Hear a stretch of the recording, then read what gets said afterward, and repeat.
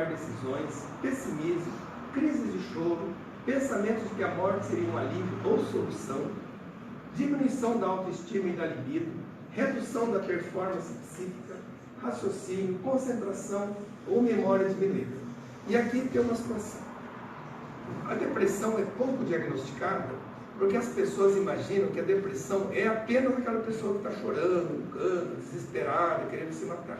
A depressão se manifesta em muitas circunstâncias, de muitas formas diferentes, como nós estamos vendo aqui, e merece um tratamento, merece uma atenção médica, merece realmente um cuidado com esse assunto. Manifestações comuns. A dificuldade de concentração e realização, até para as tarefas mais comuns. Quase sempre a tentativa de alegrar o deprimido provoca ainda mais irritação e mal-estar. O sujeito está deprimido? Deixa de ser tonto, rapaz. Vamos sair, vamos passear, vamos fazer. O cara não está vendo que eu não estou legal, não está vendo que eu estou chateado, fica me convidando. O cara se sente pior ainda. E nessa piora, ele pode, vamos dizer assim, deixar seu quadro mais grave ainda. Não tem vontade de ver pessoas, afasta-se do convívio social, chora sem motivos, horas a fio e não se sente melhor depois, chora e continua deprimido. Tem dificuldades para dormir, mas é capaz de passar dias prostrado na cama, sem querer ver ninguém, sem querer falar nada. A vida parece sem motivo ou objetivo. E aqui reside um grande problema. Quando a pessoa perde o sentido da sua vida, o objetivo da sua vida, realmente as coisas começam a se complicar. Por isso que nós temos que ter sempre algo em mente, algo para que a gente cresça. A vida sem motivos ou objetivos, né? Não consegue tomar nem pequenas decisões. Tudo é difícil, tudo tem complicações. Fatores de risco. Ambiente familiar negativo. É quando a pessoa chega em casa, seja marido, mulher, filhos, pai, mãe, e é aquele ambiente mais conturbado. Já chega sabendo que não vê a hora de ir embora dali. Um ambiente como esse é um ambiente propício para um caso depressivo. Inexistência de um relacionamento íntimo ou solidão. Essa inexistência de um relacionamento íntimo não quer dizer necessariamente que você não vive em comunidade. Você pode ser solitário vivendo em 2, 3 pessoas. Você, vamos dizer assim, precisa de um relacionamento íntimo, mas que seja adequado a você. Não adianta você ter alguém para chamar de seu e esse alguém não ser, digamos assim, convenientemente adequado. A genética. A genética é um fator muito importante. Agora, em junho, suicidou-se o neto do Getúlio Vargas. O Getúlio Vargas se suicidou em 54, o filho do Getúlio Vargas se suicidou há uns 20 anos atrás, e o neto, que é filho desse, se suicidou agora em junho. Então vocês vejam, 3 gerações, 3 suicídios. A idade, os extremos, como nós já dissemos, né? Ou mais jovem ou mais velho. Transtornos de ansiedade, veja, nós já estamos interligando os assuntos. Perdas, aqui é um fator muito sério. O luto, perde o filho, perde a mãe, o pai, perde alguém e o desespero toma conta. Dinheiro, né? Dinheiro é um fator tão importante na vida das pessoas. Separação, né? Principalmente as conflituosas, que levam e geram aqueles problemas todos. Perda de emprego, né? Nos dias atuais, né? Que situação dramática que as pessoas passam. Isolamento social e menor rede de apoio, principalmente para os idosos, quando vivem, por exemplo, em asilos, aqueles asilos que são bem desamparados, esses realmente sofrem muito mais. Gestação e pós-parto. O cristão tem experiência com isso e pode nos dizer quantos problemas de depressão pós-parto, durante a gestação, que levam as mulheres, às vezes, até a recusar ver os filhos. Doença física incapacitante, que não melhora, a pessoa deseja morrer porque aquela dor não aguenta isso, tanta coisa, né? Medicações, tem medicações que são depressivas. O médico tem que ter consciência do que ele está receitando para não fazer um mal maior ainda a essa pessoa. Álcool e drogas, não é? O álcool, a gente acha que é tão simples, o álcool é uma droga perigosíssima, juntamente com as drogas ilícitas, com certeza. E quando a pessoa não tem fé ou desesperança na vida, aí a coisa complica. A fé é o que nos motiva a estar bem. A fé é o que nos faz nos movimentar no sentido de uma amplitude maior para a nossa vida. Bom, e para o diagnóstico? No diagnóstico, quando nós como médicos vamos avaliar, nós temos as emoções positivas diminuídas e as negativas aumentadas. Nas positivas, a concentração está diminuída, a energia, a libido, a motivação, a alegria e, principalmente, o prazer e interesse, que nós chamamos de anedonia. Nas emoções negativas, a ansiedade aumentada, sentimento de culpa, pessimismo, sentimento de inutilidade, humor deprimido, insônia ou hipersônia, sendo que nós precisamos de 5 desses itens, seja as emoções positivas diminuídas ou as negativas aumentadas. 5 desses, um pelo menos tem que ser perda do prazer e interesse e ou humor deprimido. Com 5 itens desses, nós fazemos o diagnóstico de uma depressão. Principais, agora aumentaram que nós começamos a falar em suicídio. Então, o que a família, o que as pessoas têm que estar alerta para uma questão, por exemplo, de um possível suicídio? Falar ou pensar recorrentemente em morrer ou matar-se. Eu não vejo a hora de acabar com a minha vida, eu não tenho mais nada, não tem sentido, essa coisa toda. Depressão sem melhora após tratamento. Tem depressões que a gente não consegue tratar, que é difícil de tratar. As coisas às vezes são muito complicadas. Tomar riscos que podem levar à morte, assumindo a morte como um destino tentador. A pessoa sai desesperada de carro, bebe demais, se droga, assume riscos indevidos com a intenção realmente de pôr fim à sua vida.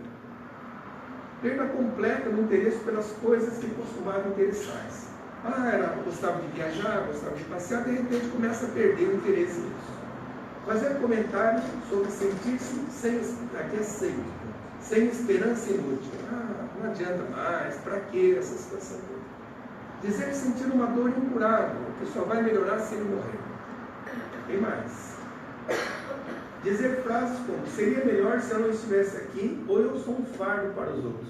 Para quem conseguiu ler a legenda desse filme, ela diz em algum momento que ela era um peso para ele, que ela estava prejudicando a vida dele. Então ela não queria realmente que ele sofresse, quer dizer, acabou sofrendo muito mais. Então ela ia se matar, e se matou. Quer dizer, e o requinte que ela teve para se matar é algo que o suicida, normalmente ele planeja a forma como ele vai se suicidar. Vocês viram no filme que ela encheu o bolso de pedras, realmente para não flutuar, para morrer e afundar mesmo. Eu atendi os mais diversos tipos de suicídio. Na região que eu morava, eu já lhes disse isso numa ocasião, a maioria era por corda. Tanto que eles brincavam que quando a pessoa fosse comprar corda no armazém lá, tinha que passar primeiro no médico para ver se tinha condições psicológicas para comprar corda. E era assim. Uma ocasião, um senhor de idade parecia tão bem, era meu cliente lá, parecia tão bem. E daí ele falou que queria se matar. Então, mudar de triste, não sei o quê, e começar a falar que quer morrer, essa coisa toda, né? Aí a família tirou tudo que pudesse e começou a fazer uma vigilância em cima dele. Tirou corda, corrente, barbante, tudo que tivesse ao alcance da vista dele. Mas ele tinha uma espingarda velha, eu já contei isso no passado.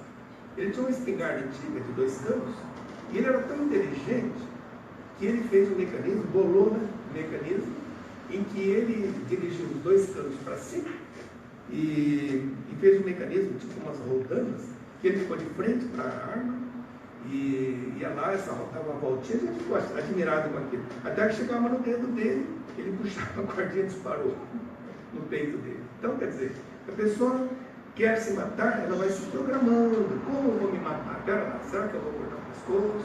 Será que eu vou me enforcar? Quer dizer, é cruel o negócio. É cruel consigo próprio e com o seu corpo. Porque o bem que nós temos maior, que Deus nos deu, é a vida. Se alguém pode nos tirar essa vida, é só Deus. Nós não temos direito nenhum de tirar a nossa vida ou de outrem.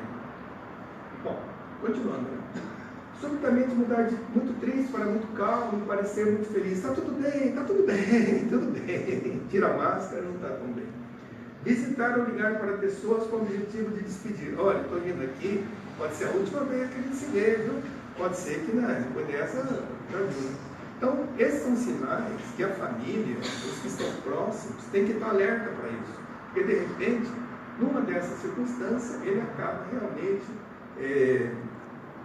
pondo fim à sua vida. E depressão tem cura? A maioria das vezes você pode melhorar muito e até curar, se a pessoa quiser. Então, o que se faz num caso depressivo? Você tem os medicamentos e cada vez mais a indústria farmacológica, né, ela insiste muito nisso, porque a medicina vive de bastante doenças da atualidade. E essa é uma das mais intensas, das mais, digamos assim, comuns. Então, a cada semestre, ano tem um antidepressivo novo, falando maravilhas, a coisa toda. Então, a gente que acompanha isso, que trata muito disso, então a gente está sempre se informando. Então, há um perfil, há um antidepressivo para cada paciente, cada um tem o seu perfil. Os não medicamentosos, quando é um caso realmente de ameaça de suicídio, que a pessoa não melhora, você pode fazer até usar um eletrochoque, que hoje é uma situação comum. Antigamente era meio complicado, hoje está bem mais acessível, menos riscos também. E os coadjuvantes, a psicoterapia, a espiritualidade. Aquela pessoa que está mais próxima da sua espiritualidade, ela tem menos chance de fazer uma besteira dessa. A terapia ocupacional, a atividade física, desde que a pessoa saia daquele mundo que ela criou, né? Que ela quem criou aquele mundo. Se ela sai daquele mundo, seja através da psicoterapia, de uma atividade física, ou uma ajuda a outra pessoa, que ela sinta-se útil, ela pode melhorar isso. Bom, então isso, em rápidas palavras, é uma introdução, então, que nós falamos da depressão. Nós vamos entrar agora num outro assunto que está vindo aí, que as pessoas ainda não se deram muita conta disso. Ainda não está registrado no nosso código de doenças, mas é uma doença que vem vindo gradativamente, em que as pessoas daqui a um tempo vão falar muito nisso. Chama-se síndrome de burnout. Síndrome de queima. O que é isso? É a doença do trabalho. O que quer dizer? Quer dizer o seguinte, que aquela pessoa que se sente infeliz no seu trabalho, um assédio moral, vai para o trabalho com má vontade, tem problema com colegas, tem problema de deslocamento, seja o que for, mas ela não se sente feliz no trabalho, porém não pode largar, porque vive daquilo. Então sabe que vai chegar no trabalho e vai ter problemas. Então já vai com aquele espírito de ansiedade, depressivo, sofrendo muito. Então essa doença ainda não está catalogada como doença, ainda é uma síndrome, mas como nós estamos falando de depressão, ansiedade, ela está ligada por aí. É uma síndrome do esmagamento profissional, que é quando a exaustão ou a fadiga no trabalho vira doença. Apresentam também distúrbios de sono, dores musculares de cabeça, irritabilidade, alteração do humor, falhas de memória, falta de apetite, agressividade, isolamento, depressão, pessimismo e baixa autoestima. Então vocês vejam quantas coisas um problema, digamos assim, de mal-estar com o trabalho pode levar a pessoa até esses casos. Aumenta a morbilidade devido a infarto do miocárdio, hipertensão, diabetes, acidente de trabalho, depressão e suicídio. Porque a pessoa precisa do trabalho, vive do trabalho, mas não está feliz no seu trabalho. Então a pessoa acaba tendo algumas dessas situações.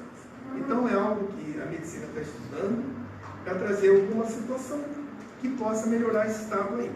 Mas melhorar o trabalho não dá. Quer dizer, não tem como você chegar lá e interferir no trabalho da outra pessoa. Bom, agora nós vamos para o nosso segundo assunto, propriamente dito. E eu quero deixar um alerta. Quando passa um filme, normalmente assim, qualquer semelhança com os personagens é mera coincidência. É a mesma coisa todo mundo. Qualquer semelhança com algum de vocês do que eu vou falar agora é mera coincidência. Não tem nada a ver, tá? Então vamos lá. Ansiedade é uma emoção natural da vida.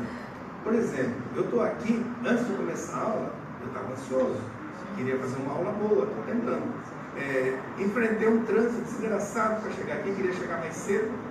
Quer dizer, essa ansiedade de falar em público, essa ansiedade, por exemplo, que você tem, vai fazer uma prova, uma entrevista para o emprego, isso faz parte da vida da gente. Todos nós ficamos um pouco mais preocupado, tremendo, essa coisa toda. Isso, quando você cessou aquele motivo que lhe deu aquela ansiedade, aquilo passou, você está bem.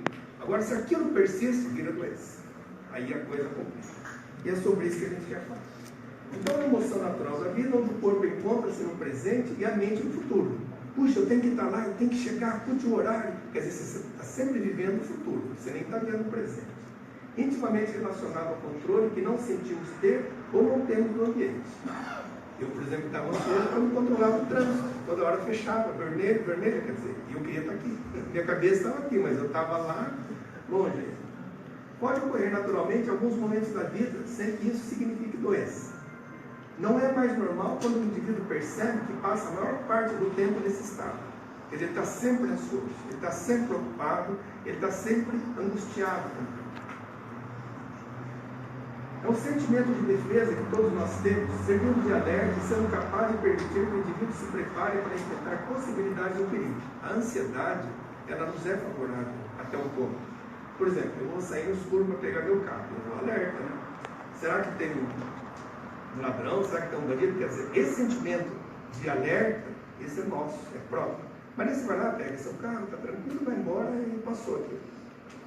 Ela está presente no desenvolvimento, podendo ser normal ou patológico. A ansiedade ocorre 2 vezes mais em mulheres. Estima-se que 23% da população tenha algum transtorno da ansiedade ao longo da vida. Eu acho que 23% é pouco. Esse é um dado que eu tirei do trabalho, mas é muito pouco. Para mim, isso chega a mais de 50%. E a ansiedade é medo de alguma coisa, que você nem sabe o que é. Você está sempre ali de alerta, mas com medo de alguma coisa que você não sabe exatamente o que existe, né? Esse medo lá na frente, como vai ser, quer dizer, você projeta esse medo, mas na intimidade você não sabe exatamente o que é. Estado emocional são uma qualidade de medo desagradável, desproporcional e com desconforto subjetivo e inquietação interna desagradável. É aquela angústia, aquela coisa que consome por dentro, parece que você nunca está feliz. Você pode dormir, descansar, mas se você não tiver uma preparação psicológica para isso, você não vence aquele momento. Responsável por uma constante pressa em terminar as coisas que ainda nem começou. Um estado de susto crônico e contínuo. É aquele homem que vai fazer xixi e já deu a descarga antes de terminar o xixi. Você está indo lá e já... quer dizer, você quer fazer uma coisa no futuro e não terminou uma coisa no presente. Tem uma influência muito grande do meio ambiente. Como eu falei, o trânsito, terrível, trabalho, família, relações amorosas, conflitos familiares, quer dizer, então uma série de situações que levam a isso. E pode prejudicar nas relações interpessoais. O camarada está estressado, chega em casa, a esposa pergunta, está tudo bem? Tudo bem! Aí já sai um palavrão, né? Quer dizer, então, é esse estado que a pessoa mantém sempre vivo dentro dele e que realmente pode causar problemas interpessoais. Existe diferença entre estar ansioso e ser ansioso. Ansioso é aquele que está sempre.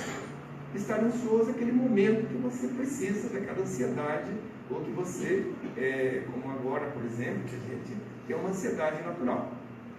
Mas normalmente eu não sou ansioso, né, Maria? Só um pouquinho. Moderada e intensa, quando ela começa a ficar pior, aí bagunça a tua vida. Piora a concentração, atenção e memória, deixando a pessoa mais irritada.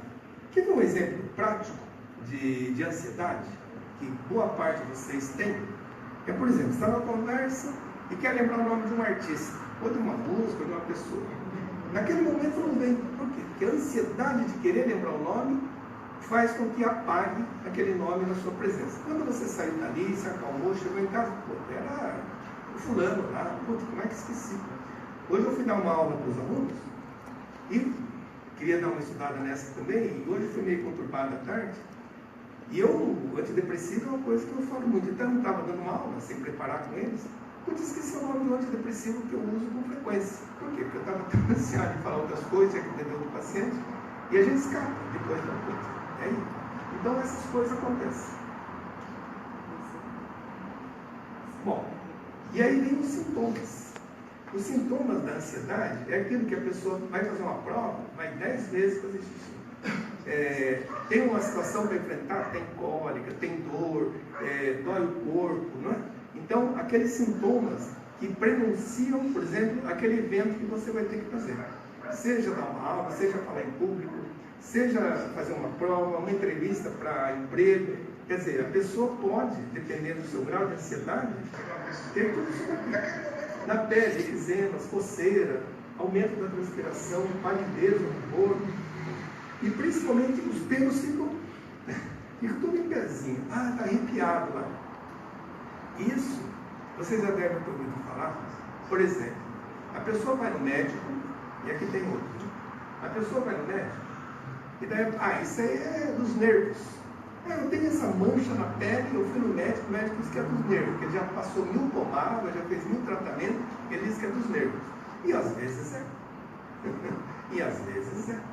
Então, quer dizer, essas manifestações e outras aqui, né, a pessoa vai falar, ou tem um estresse, seca a boca, fica tremendo, sente falta de ar, quer dizer, então, é próprio de cada um. E no aparelho geniturinário, né, é aquilo que eu falei. Pode ter dor, pode ter uma opção de coisa, mas o mais comum é a pessoa, vai ter 2 horas de prova.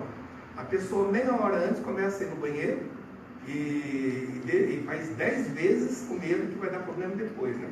Ou pessoas que têm diarreia, ou pessoas que param de sim. Então, quer dizer, cada um tem sua forma própria de sofrer.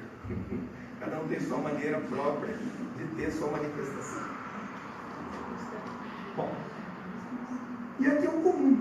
É quando você tem um perigo. Por exemplo, você tem um perigo que te atormenta. Quer dizer, não chega a ser um tigre. Nos dias de hoje é um ladrão, é um bandido, é um sequestrador, seja o que for. Quer dizer, que você fique em alerta, não é? Então, alerta, quando você fica em alerta, você faz uma descarga de adrenalina. Essa adrenalina faz uma taquicardia, seu coração dispara, os vasos sanguíneos ficam contraídos, você aumenta a respiração, os pelinhos ficam irritados. Quer dizer, então, essa reação que você tem é uma reação considerada normal para aquele momento de perigo. Você viu o perigo, você já fica ali ansiado para resolver aquilo, seja de que forma for. Isso é uma reação normal. E você tem uma reação de luta ou fuga. Ou você vai enfrentar o bicho, a fera, seja que a fera for essa, ou você corre. Então, mas isso está dentro da tua reação. Bom, e quais são os sintomas mais comuns desse estado? Tensão, tristeza, nervosismo, apreensão, insegurança, irritabilidade, desrealização, dificuldades de concentração. Então, tudo isso caracteriza um estado de ansiedade. E agora, nós vamos ver alguns tipos de transtornos de ansiedade. Como eu disse, qualquer semelhança com algum de vocês é mera coincidência. Não programei nada. Então vamos lá. São alguns deles que eu vou falar rapidamente sobre eles. Transtorno de ansiedade generalizada, um dos mais comuns, caracterizado por extrema ansiedade. Os pacientes são intolerantes com a incerteza do futuro. São ansiosos e preocupados o tempo todo com todas as categorias de preocupações, inclusive para aquela cuja solução é simples e cotidiana. De repente, desceu uma escada, ficou descer, vou quebrar a perna, e não sei o que. A pessoa está sempre naquela tensão, não se desliga daquilo. Né? Existem diferentes categorias de problemas ou preocupações. Os que têm solução, aqueles cuja solução não depende de nós, aqueles para os quais já não existe solução, e aqueles problemas ou preocupações que não existem, ou seja, são construídos pela mente. São aquelas pessoas que vivem cheias, mas e se cair o avião? E se chegar tarde? E se, quer dizer, são aquelas pessoas que vivem sempre naquela insegurança do que vão fazer. Geralmente sofrem de insônias e dores no corpo. São aquelas pessoas que vivem em contração frequente.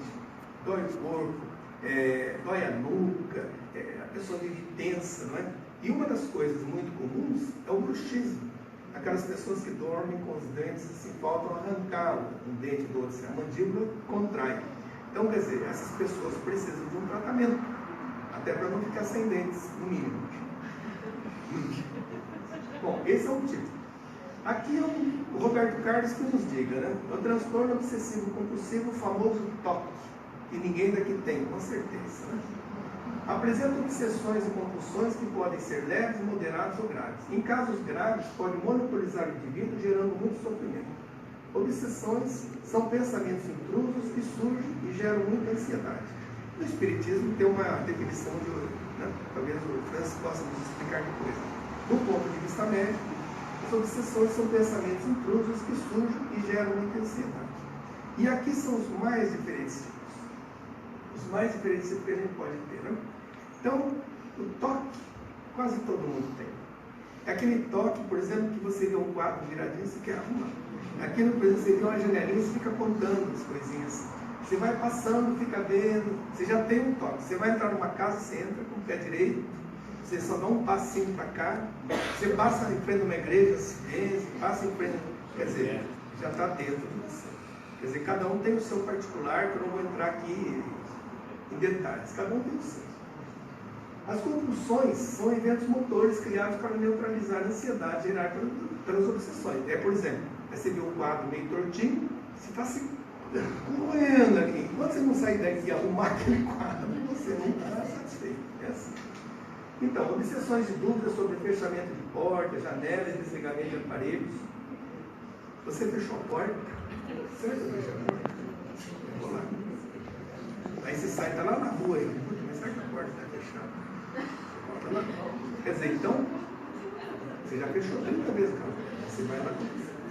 Então, quer dizer, isso ninguém tem. Por isso que eu estou dizendo que é. Não. Obsessão por simetria e compulsão é manter certa ordem pessoal. E aqui nós vamos explicar depois que tem pessoas que eu já vou dizer. Então, isso daqui nós tínhamos um colégio, como o Manuel sempre nos dizia, que ele era extremamente preocupado com contaminação. E as pessoas, às vezes, ficam até esfolando a pele das mãos, o braço, por excessivas lavagens ou serem capazes de sair de casa em razão de temor aos germes. Tem um medo danado de se contaminar. Fica se lavando toda hora. Pega na mão de uma pessoa, corre lá se lavando. Fica o dia inteiro nessa situação. Às vezes essas pessoas se esfolam todas. Então é difícil de tratar a situação. Obsessão da dúvida, né? É isso que eu estava dizendo. Esqueceu as coisas. Puxa, será que eu fechei? Será que está aberto? Puxa, será que a gente vai viajar? Fechei o gás? Putz, já fechou. Vai lá, essa coisa. Pensamentos obsessivos, meramente intrusivos, sem uma compulsão, comumente sobre algum ato sexual ou agressivo que lhe pareça repreensível. Então, tem uma coisa, meu Deus do céu, o que é isso? Como é que pode acontecer? Então, a pessoa tem aquilo dentro de si. Aquilo não necessariamente precisa ter a compulsão, tem apenas a obsessão.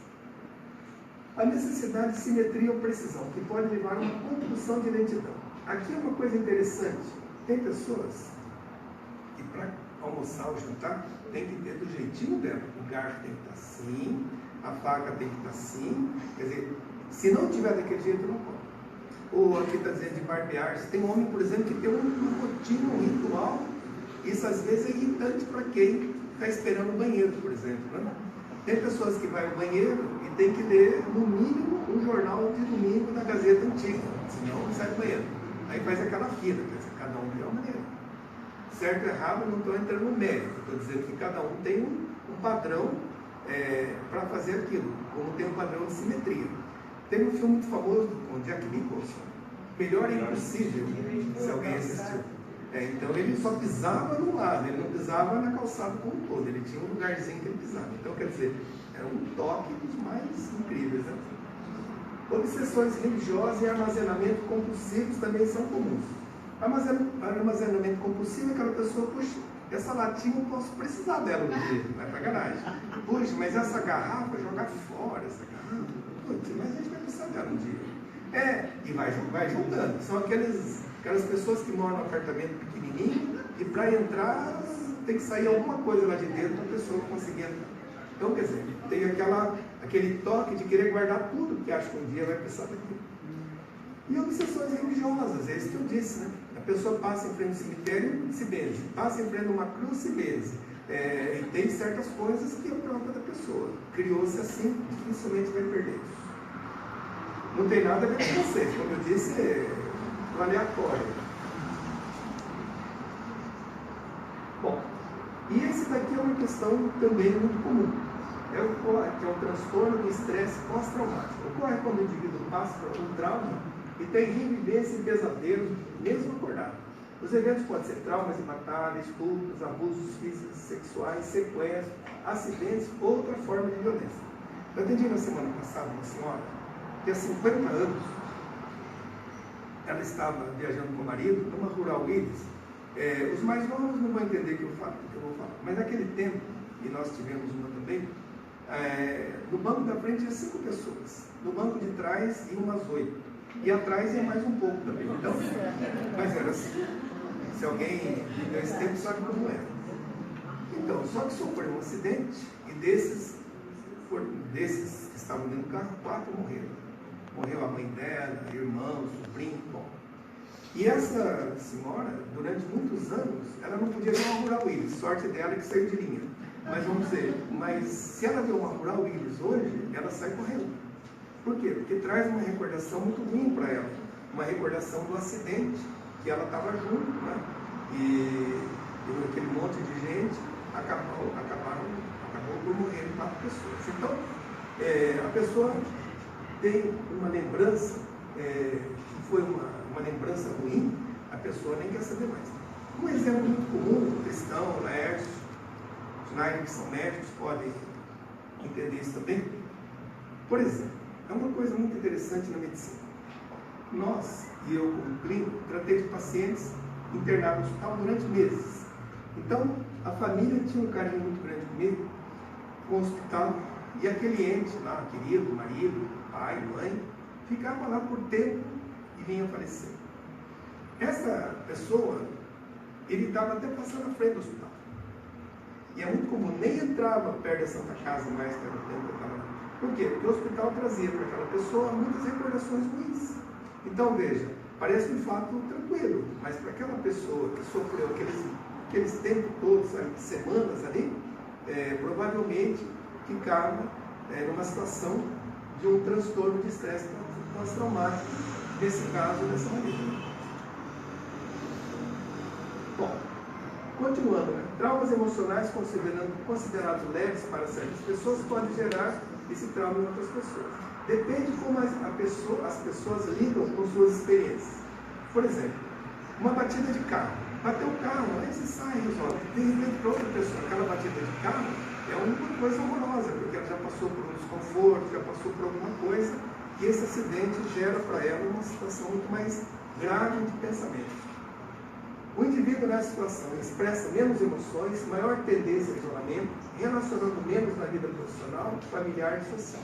E essa senhora da Rural Willis, ela está totalmente depressiva até hoje, e ela guarda isso com uma lembrança muito ruim até os dias de hoje.